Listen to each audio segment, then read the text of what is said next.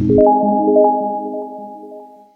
प्रदेश के शाहजहाँपुर से खबर है। शाहजहाँपुर में कुशवाहा मौर्य शाक्य सैनी समाज के चक्रवर्ती सम्राट अशोक मान का जन्मोत्सव समाज के लोगों ने बड़ी धूमधाम से मनाया है।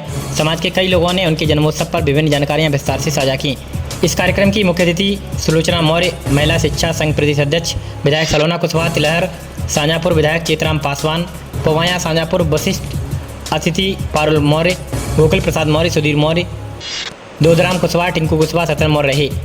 बता दें कि कल्याणपुर, धमई, बंडा, शाहजहाँपुर में कुशवाहा मौर्य शाक्य सैनी समाज के लोगों ने एक निश्चित स्थान पर एकत्रित होकर चक्रवर्ती सम्राट अशोक मान के जन्मोत्सव पर धूमधाम से उनके चित्र पर माल्यार्पण किया और कार्यक्रम को आयोजित किया।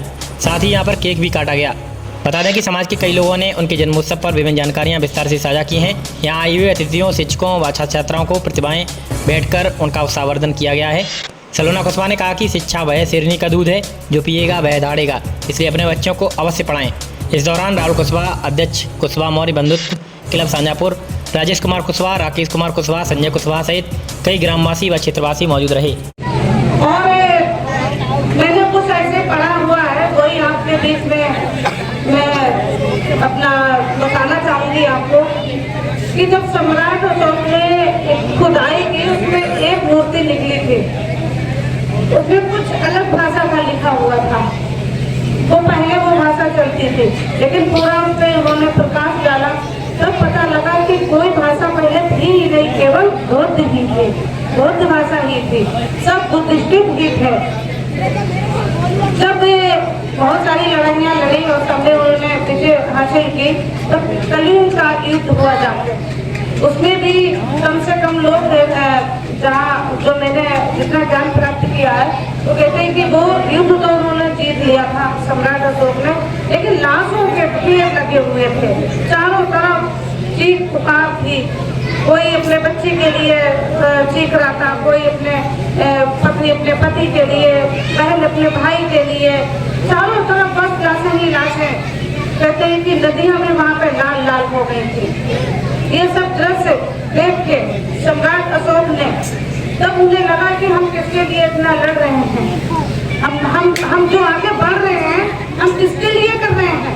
एक दिन जाना तो सबको स्वर्ग में ही ऊपर ही है, और खाली हाथ ही आए हैं और खाली हाथ ही जाना है।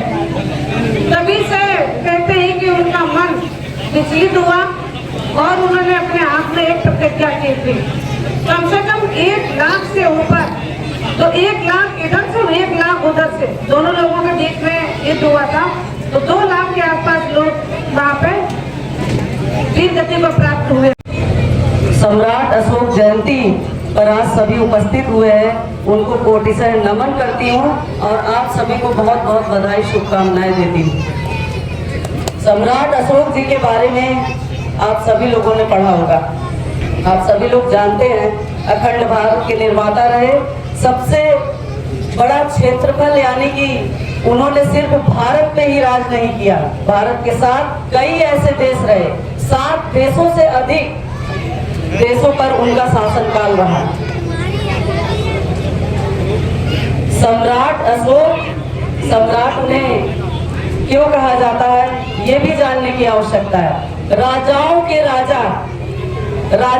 राजा जो होते हैं उन्हें सम्राट कहा जाता है। चक्रवर्ती जिसके चारों ओर मुख हो, जिसका चारों ओर विस्तार हो, चारों ओर ख्याति हो, उनके नाम के आगे चक्रवर्ती लगता है।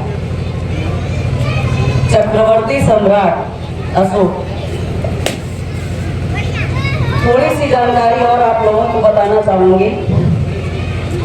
जिस सम्राट के नाम पर, जिस सम्राट का राज चिन्ह भारतीय राष्ट्रध्वज में लगा के बनाकर सरकारें चलाई जाती हैं, जिस सम्राट के नाम पर कोई अवकाश घोषित है, ये दुर्भाग्य है हमारे देश का कि उन इतिहासकारों ने जिन्होंने राजनीति और पक्षपात के साथ विचारधारा में इसे शामिल किया, ये भारत का दुर्भाग्य है। उनकी जयंती को पूरे हर्षोल्लास के साथ मनाना चाहिए, पूरे विश्व में मनाना चाहिए और उस दिन अवकाश घोषित होनी चाहिए। इतनी पहल हमने, इतने काम सब लोगों ने किया, लेकिन कभी ये पहल नहीं हुई कि इस दिन पर अवकाश घोषित होना चाहिए। आप अगर तुलना करेंगे, समीक्षा करेंगे अन्य राजाओं से, तो आपको लेकिन उस जयंती पर मनाई जाती है बहुत हर्षोल्लास के साथ, लेकिन जो विश्व विजेता रहा,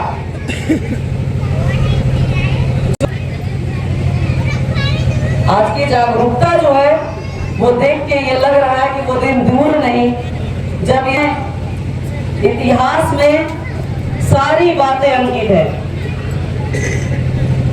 लेकिन पढ़ने की आवश्यकता है, सभी को जानकारी चाहिए, सभी को पढ़ना है, सभी को समझना है। चंद्रगुप्त मौर्य का शासनकाल रहा, आप सभी ने पढ़ा होगा, जो हमारे युवा, हमारे बड़े भाई बैठे हुए हैं यहाँ पर, उनके शासनकाल में आपने देखा कि युद्ध मैदान को सिकंदर कितने पूरी तरीके से डर कर वो मैदान छोड़कर चला गया था, युद्ध नहीं किया था और मैदान छोड़कर वापस चला गया। उनके इतना प्रभावशाली सेना को देखकर डर गया वो। मौर्य वंश के तीसरे शासक थे सम्राट अशोक। सम्राट अशोक को चक्रवर्ती